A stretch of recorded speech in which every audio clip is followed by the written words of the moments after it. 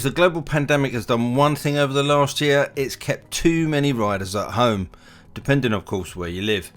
So in an effort to fight the cabin fever, I thought I'd take a look at some sports tourers that are just waiting to help us munch some miles in 2021. I tried to stick to the traditional features that constitute a sports tourer, so the bike must have a sporty but not too aggressive riding position, good wind protection, a powerful and flexible engine, decent pillion space, a comfortable seat, and of course luggage options. Having looked across the market, I've picked out 9 manufacturers to look at their offerings in this segment, and to be fair, I've covered them in alphabetical order. Let's start with BMW, and there are 2 bikes that fit the bill particularly. The new R1250RS fulfills the sports tourer criteria very well, as does the S1000XR, despite that model sitting in the BMW Motorrad Adventure lineup.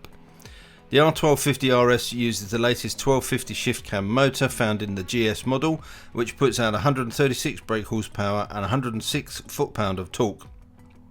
A lot of the other features are quite similar too. It's kind of a squished GS, and is possibly a better option if you never intend to venture off the tarmac. The executive model at £13,960 is the option I would pick for touring, as it comes with electronic suspension, cruise control, centre stand, and a whole host of other handy features. It does weigh in at 243 kilograms, so it's a little bit chunky, but that's not too bad really in this class. It's the S1000XR which grabs my attention more. It's arguably a much sportier ride with more power at 166 brake horsepower, but at the expense of torque with only 84 foot-pounds. The bike is also a few kilograms lighter at 239 kilograms wet. The 999cc inline 4 comes straight from the S1000RR, although obviously in a milder tune, and it's an engine that sings on open curvy roads. It doesn't have the RR's variable valve timing, but the reality is you won't miss it. It's well spec'd too, with electronic suspension, cornering ABS, 4 riding modes, traction and wheelie control, phone connectivity, and many others. But it will set you back £14,290, which is a lot of money. Go for the TE version and it's very nearly another £2,000 on top of the price, for which you get heated grips, a quick shifter, daytime running lights and cornering lights, and a keyless ignition.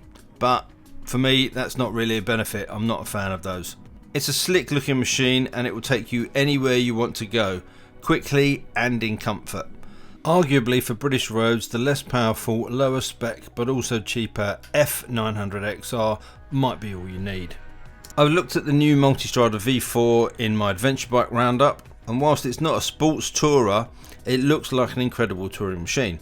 However, the Supersport 950 fulfills almost all of the aforementioned criteria.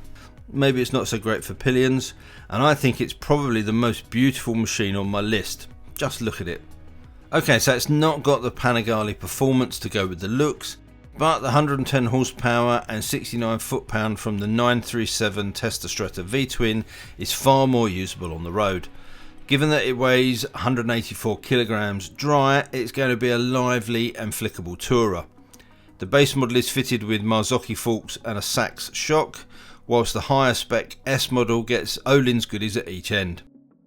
The 2021 model is largely a cosmetic refresh of the previous model, with a change to the fairing, headlight and seat designs, the latter apparently being much more comfortable. 2021 also brings a TFT screen replacing the LCD of its predecessor, which gives access to Ducati's multimedia system. I won't spend a lot of time trawling through the specs, but for the base model price of $12,295 you get cornering ABS and traction control, wheelie control and an up and down quick shifter, all of which are controlled by the 6-axis IMU. Yes, even the quick shifter. Throw another £1,200 at the bike for the touring pack and you get a taller windscreen, plug and play heated grips and a pair of clip-on side panniers. There are a few bikes that look better in this category, although I appreciate looks are subjective, but it's a bike that's going to be great to ride on the road as well as spanking it around the track once you've unclipped the panniers. This is a sector that Honda seem to have turned their back on a little bit. The Goldwing is a fantastically comfy tourer, but it's hardly sporty, and the cross tourers are more adventure-y. Obviously the VFR 800F is still in the range and provides a flexible and well-loved sports tourer. It's a recipe that has worked well for Honda since the VFR 750 launch back in 1986, and although the bike has developed its tech over the years, Honda haven't moved away from a tried and tested formula, and can you blame them? On the basis that VFR has acquired the acronym of very reliable from its owners, why would you want to mess with it? It still stacks up well against its rivals despite only having a large analogue display and not much else in the way of electricity.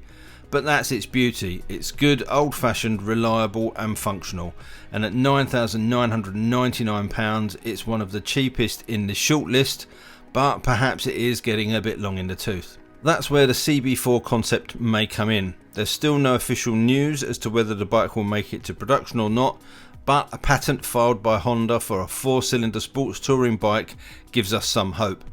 It's likely to be based on the CB650 motor, which is a cracking engine and a very much tried and tested unit. The concept images released at EICMA in 2019 look amazing, and if Honda can get a production bike anywhere near this, it's sure to put the cat amongst the pigeons in the mid-sized tourer market. Claims of a 95 horsepower machine coming in at under £9,000 have been thrown around by the media, and I for one will be watching closely as this story moves along. It also looks like a CB1100X may be coming in 2022 as Honda continue to expand the range around the excellent Africa Twin parallel motor. These designs, however, are complete conjecture. The Kawasaki H2SX is a beast and is possibly the king of sports tourers, even if you just look at the numbers. The supercharged motor produces 198 brake horsepower and 101 foot-pound of torque, more than anyone could ever need. This is a machine that will whisk you down to the south of France in comfort and in a very short space of time. It's loaded with tech, as you would expect, and with the clean mount pannier system fitted, it's incredibly practical too. At $15,899 it's not cheap, but you could easily argue it's very good value for money given the overall package. Potentially though, for a lot of riders, it's the Ninja 1000SX which makes more sense. Don't get me wrong, it's still a blisteringly quick motorcycle, but it's perhaps more manageable than the H2. It also starts at just $11,299 and you get a lot of bike for that money. The Silky Inline 4 produces 140 brake horsepower and 88 foot-pounds of torque, perfect for relaxed cruising and more spirited riding when you want it. Wind protection is good, the electronics are right up there with the competition, and it comes with a quick shifter and cruise controller standard. In fact, it offers everything you need from a sports tourer without any unnecessary bells and whistles. The clean mount pannier system is particularly neat, offering a good level of storage space, but with a simple, convenient and slimline design.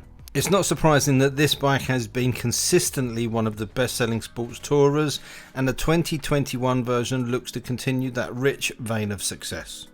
The new 1290 Super Duke Adventure S has been getting a lot of column inches since its recent launch, and understandably so, but it doesn't belong on this list. KTM's sports touring solution is the 1290 Super Duke GT, another beast of a bike and one that I reviewed last year. I'll put a link in the top corner of the screen. As usual with KTM, it looks a little different to its peers, which I think is a good thing whether you like the styling or not. There's no denying its performance with 175 brake horsepower and 104 Newton meters of torque on tap, and it actually provides a very relaxing tourer option for effortless mile munching. It's also very easy to step over to the dark side and be an absolute hooligan too. The GT's Supermoto mode will let you free the back wheel whilst leaving ABS active on the front. Wind protection is good from both the adjustable touring screen and pointy bodywork, and despite looking sparse, the wide seat is comfortable for long days in the saddle. The bike is equally at home on motorways, twisty B roads and the track. It's a lot of bike for sure, but its hefty $17,249 price tag is hard to swallow in this company. There are, however, some decent deals on offer from KTM dealers. For those of you that are maybe looking for something away from the mainstream, how about the MV Agusta Turismo Veloce? It's more upright than an out-and-out sports tourer, but I think it should still be included. It's certainly a handsome machine, and the peachy 798 12-valve triple puts out 110 horsepower and 59 foot-pound of torque to whisk you around the blacktop. The exotic bodywork covers a steel trellis frame and aluminium swing arm. Sachs semi-active suspension takes care of the ride quality, and stopping duties are handled by the Brembo radial 4-piston calipers at the front and a twin pot at the rear. If you plump for the Lusso edition at £15,780, you get heated grips, cruise control, a GPS sensor, centre stand, adjustable windshield and clip-on luggage, which holds a useful 34 litres on each side. Your entry point into the model range is the Rosso edition at £13,480. The top of the range RC SCS will lighten your wallet by £18,880. Dealers are a little thin on the ground in the UK, but if you want a little Italian sexiness and you want to stand out from the crowd, then the Turismo Veloce might be the bike for you. The venerable British marque no longer have anything that sits in the sector since the demise of the Tiger 1050 Sport. The new Tiger 850 is the closest they get, and I guess you could argue a case very loosely for the Rocket 3 GT. But the British cruiser with luggage isn't hitting the mark in this company. So why did I mention the name? Well, the launch of the new 1200 Speed Triple got me thinking, could it possibly be the base for a replacement of the 1050 Sport? Imagine this bike with a fairing, 2-up seat and luggage options. Interesting. News of the new Hayabusa recently broke and it looks just as exciting as the old models, but that's a big beefy performance bike. The Katana with its half fairing doesn't cut the mustard as a tourer either, but despite the fact that it's been around for a long time, the GSX S1000F looks like a decently priced alternative to some of the competition. Based around the GSX-R 1000, the F has a more street-friendly tune, but still puts out 148 brake horsepower and 80 foot-pounds of torque. It's pretty well spec'd for the price and can be made more touring friendly from the accessory catalogue by adding the Tourer Pack, which brings a 10cm taller screen, heated grips, a rear seat tail bag and a large tank bag. It falls short on competition in terms of factory luggage options, but Suzuki have always made good looking sports bikes, and at $10,799 on the road, $11,578 with the Tourer Pack, it does look like good value. You can also pretend if you want to be Johan Mir whilst heading off for your weekend away. So on to the last manufacturer in the video, and as you may have already guessed, I'm ending with the Yamaha. Obviously I'm going to take a look at the new Tracer 7 and Tracer 9 GT, but if you want to go a little bit left field, the Nikon by all accounts has proved to be a fantastic touring machine. The Tracer 7 GT is the mid-size offering and is based around the very well proven CP2 crossplane engine, which is now Euro 5 compliant. It's a talky twin for its size, and along with the 72 brake horsepower, it puts out 49 foot-pound of torque, offering punchy performance for the 193 kilogram ready-to-go bike. You don't get a TFT screen. The Tracer 7 sticks with an LCD version, but that's no bad thing. Add in the 20 litre side cases, touring screen, comfort seat and adjustable suspension, and you have a very capable midweight tourer. Better still, the GT is available on the road for just $8,999. Remarkable value. Moving on to its bigger sibling, you gain one more cylinder, more power, more kit and more weight, but it still tips the scales at a respectable 220 kilograms wet. The 889cc triple motor found in the MT-09 and XSR 900 is a real beaut, putting out 117 brake horsepower in its latest guise. In terms of extra kit, the Tracer 9 GT gets semi-active KYB suspension, hard side panniers, an up and down quick shifter, cornering lights controlled by the 6-axis IMU, which also handles the cornering ABS, traction control, slide and wheelie controls. Unlike its smaller sibling, the 9 gets a TFT screen. In fact, it gets two, with a funky looking split display offering loads of information. There are some really well thought out features, such as the amazing 10 level heated grips. I don't know if you really need that many levels, but hey, it can't hurt. I wasn't a fan of the previous Tracer 900's looks particularly, but I think the 9 is a much better looking bike.